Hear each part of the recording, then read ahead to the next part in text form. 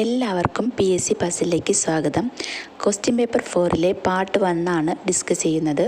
ഒന്നാമത്തെ ക്വസ്റ്റ്യൻ, താഴെ തന്നിട്ടുള്ളവയിൽ തെറ്റായ ജോഡി കണ്ടെത്തുക. ഓപ്ഷൻ ബി ആണ് ആൻസർ. പെറ്റർലു കൂട്ടക്കൊല. പെറ്റർലു കൂട്ടക്കൊല ഇംഗ്ലണ്ടുമായി ബന്ധപ്പെട്ടിരിക്കുന്നു. ശരിയായ ജോഡികൾ നമുക്ക് വായിക്കാം. ടെന്നീസ് കോർട്ട് പ്രതിജ്ഞ, ഫ്രഞ്ച് വിപ്ലവം. ലോങ് മാർച്ച്, ചൈനീസ് വിപ്ലവം. പാരീസ് ഉടമ്പടി, അമേരിക്കൻ സ്വാതന്ത്ര്യ സമരം. ടെന്നീസ് കോർട്ട് പ്രതിജ്ഞ, ഫ്രഞ്ച് വിപ്ലവം. ലോങ് മാർച്ച്, ചൈനീസ് വിപ്ലവം. പാരീസ് ഉടമ്പടി, അമേരിക്കൻ സ്വാതന്ത്ര്യ സമരം. രണ്ടാമത്തെ ക്വസ്റ്റ്യൻ, പൊയ്കയിൽ ശ്രീകുമാര ഗുരുദേവൻ സ്ഥാപിച്ച പ്രത്യക്ഷരക്ഷാ ദൈവസഭയുടെ ആസ്ഥാനം. ഓപ്ഷൻ സി ആണ് ആൻസർ. ഇരവിപേരൂർ. ഇരവിപേരൂരാണ് പ്രത്യക്ഷരക്ഷാ ദൈവസഭയുടെ ആസ്ഥാനം. സ്ഥാപിച്ചത് പൊയ്കയിൽ ശ്രീകുമാര ഗുരുദേവനാണ്.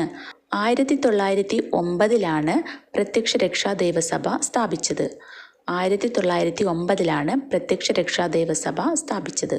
മൂന്നാമത്തെ ക്വസ്റ്റ്യൻ, 1947 തൃശ്ശൂരിൽ വെച്ച് നടന്ന ഐക്യ കേരള കൺവെൻഷന്റെ അധ്യക്ഷൻ. ഓപ്ഷൻ സി ആണ് ആൻസർ. കെ കേളപ്പൻ. കെ കേളപ്പനാണ് 1947 തൃശ്ശൂരിൽ വെച്ച് നടന്ന ഐക്യ കേരള കൺവെൻഷന്റെ അധ്യക്ഷൻ. നാലാമത്തെ ക്വസ്റ്റ്യൻ, ഭാഷാടിസ്ഥാനത്തിൽ സംസ്ഥാനങ്ങളെ പുനഃസംഘടിപ്പിക്കുന്നതിനായി രൂപീകരിച്ച സംസ്ഥാന പുനഃസംഘടനാ കമ്മീഷന്റെ അധ്യക്ഷൻ. ഓപ്ഷൻ ഡി ആണ് ആൻസർ. ഫസൽ അലി.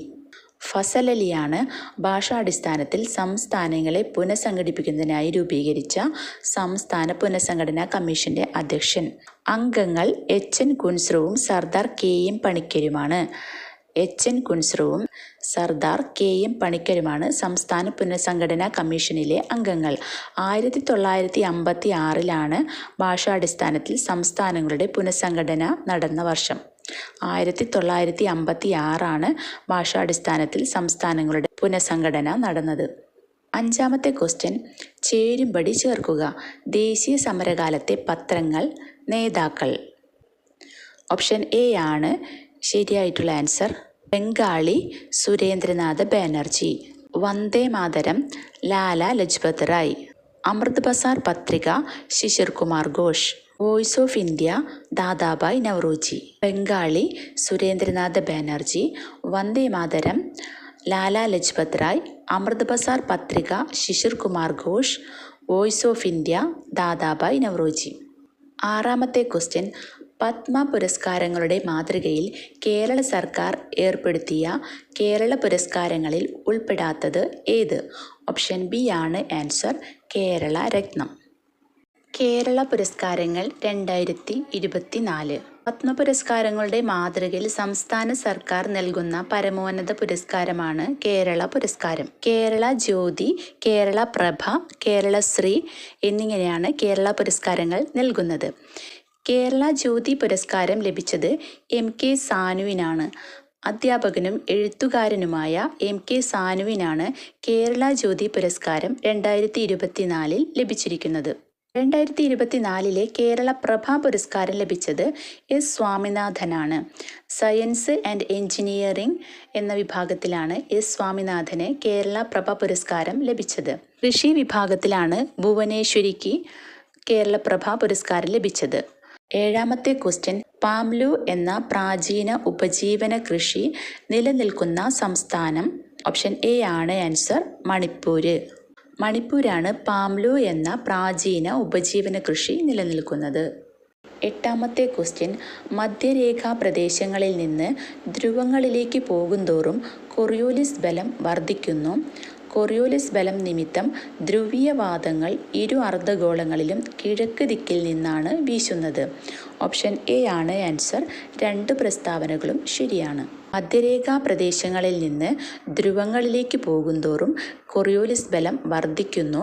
കോറിയോലിസ് ബലം നിമിത്തം ധ്രുവീയവാദങ്ങൾ ഇരു അർദ്ധഗോളങ്ങളിലും കിഴക്ക് ദിക്കിൽ നിന്നാണ് വീശുന്നത്. ഒമ്പതാമത്തെ ക്വസ്റ്റ്യൻ, ഭൂവിനിയോഗത്തിലുണ്ടായ മാറ്റങ്ങൾ മനസ്സിലാക്കാൻ ഭൂവിവര സാങ്കേതിക വിദ്യയിൽ താഴെ തന്നിരിക്കുന്നവയിൽ ഏതാണ് അനുയോജ്യം? ഓപ്ഷൻ ഡി ആണ് ആൻസർ. ഓവർലേ വിശകലനം. ഓവർലേ വിശകലനമാണ് ഭൂവിനിയോഗത്തിലുണ്ടായ മാറ്റങ്ങൾ മനസ്സിലാക്കാൻ ഭൂവിവര സാങ്കേതിക വിദ്യയിൽ അനുയോജ്യം. ഒരു ബിന്ദുവിന് ചുറ്റുമോ രേഖീയ സവിശേഷതകൾക്ക് നിശ്ചിത ദൂരത്തിലോ നടത്താവുന്ന പ്രവർത്തനങ്ങളെ വിശകലനം ചെയ്യാൻ ഉപയോഗിക്കുന്നതാണ് ആവൃത്തി വിശകലനം. ഒരു ബിന്ദുവിന് ചുറ്റുമോ രേഖീയ സവിശേഷതകൾക്ക് നിശ്ചിത ദൂരത്തിലോ നടത്താവുന്ന പ്രവർത്തനങ്ങളെ വിശകലനം ചെയ്യാൻ ഉപയോഗിക്കുന്നതാണ് ആവൃത്തി വിശകലനം. റോഡ് വികസനം, വിമാനത്താവള നിർമ്മാണം തുടങ്ങിയവയ്ക്കെല്ലാം ആവൃത്തി വിശകലനം ഉപയോഗിക്കാം. റോഡ് വികസനം, വിമാനത്താവള നിർമ്മാണം തുടങ്ങിയവയ്ക്കെല്ലാം ആവൃത്തി വിശകലനം ഉപയോഗിക്കാം. ആവൃത്തി വിശകലനത്തിൽ രേഖീയ സവിശേഷതകൾക്ക് വശങ്ങളിലും ഒരു ബിന്ദുവിനെ ചുറ്റി വൃത്താകൃതിയിലും ഒരു പ്രത്യേക മേഖല സൃഷ്ടിക്കപ്പെടുന്നു. ഈ മേഖല അറിയപ്പെടുന്നതാണ് ആവൃത്തി മേഖല. ആവൃത്തി വിശകലനത്തിൽ രേഖീയ സവിശേഷതകൾക്ക് വശങ്ങളിലും ഒരു ബിന്ദുവിനെ ചുറ്റി വൃത്താകൃതിയിലും ഒരു പ്രത്യേക മേഖല സൃഷ്ടിക്കപ്പെടുന്നു. ഈ മേഖല അറിയപ്പെടുന്നതാണ് ആവൃത്തി മേഖല.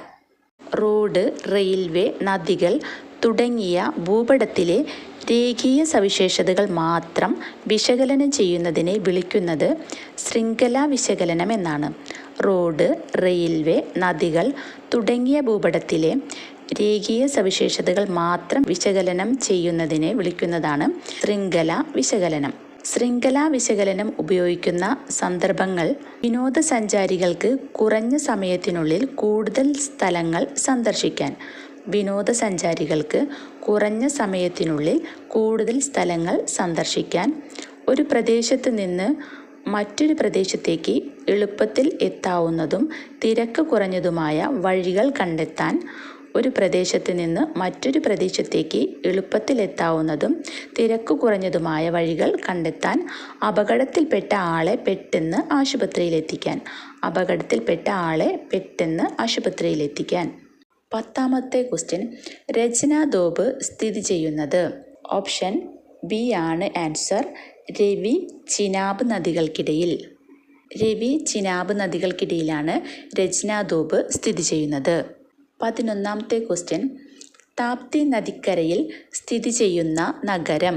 ഓപ്ഷൻ ഡി ആണ് ആൻസർ. സൂറത്ത്. സൂററ്റാണ് താപ്തി നദിക്കരയിൽ സ്ഥിതി ചെയ്യുന്ന നഗരം. 12ാമത്തെ ക്വസ്റ്റ്യൻ, കൊങ്കൺ റെയിൽ പാതയിലെ ദൈർഘ്യമേറിയ തുരങ്കം. ഓപ്ഷൻ എ ആണ് ആൻസർ. കർബുഡെ.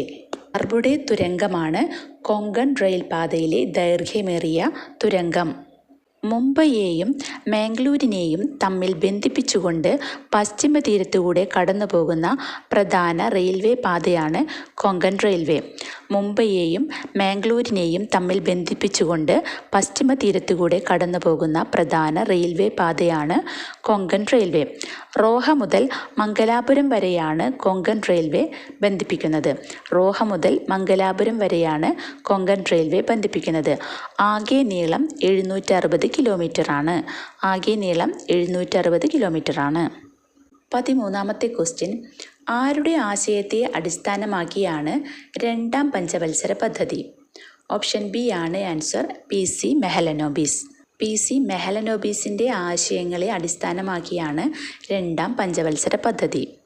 ഇന്ത്യൻ പഞ്ചവത്സര പദ്ധതിയുടെ പിതാവ് എന്നറിയപ്പെടുന്നത് ജവഹർലാൽ നെഹ്റുവാണ്. ഇന്ത്യൻ പഞ്ചവത്സര പദ്ധതിയുടെ പിതാവ് എന്നറിയപ്പെടുന്നത് ജവഹർലാൽ നെഹ്റുവാണ്. 14ാമത്തെ ക്വസ്റ്റ്യൻ, താഴെ കൊടുത്തിരിക്കുന്നവയിൽ ഏതിലെ മാറ്റമാണ് ഉപഭോക്തൃ വില സൂചിക സൂചിപ്പിക്കുന്നത്? ഓപ്ഷൻ എ ആണ് ആൻസർ. ചില്ലറ വില. ചില്ലറ വിലയിലെ മാറ്റമാണ് ഉപഭോക്തൃ വില സൂചിക സൂചിപ്പിക്കുന്നത്.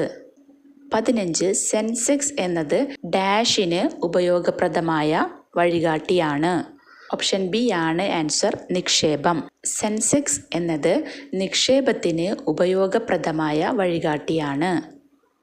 16ാമത്തെ ക്വസ്റ്റ്യൻ, ചെറുകിട വ്യവസായങ്ങളെക്കുറിച്ച് പഠിക്കാൻ 1955 നിയോഗിക്കപ്പെട്ട കമ്മിറ്റി. ഓപ്ഷൻ ബി ആണ് ആൻസർ. കാർവേ കമ്മിറ്റി. കാർവേ കമ്മിറ്റിയാണ് 1955 ചെറുകിട വ്യവസായങ്ങളെക്കുറിച്ച് പഠിക്കാൻ നിയോഗിക്കപ്പെട്ട കമ്മിറ്റി.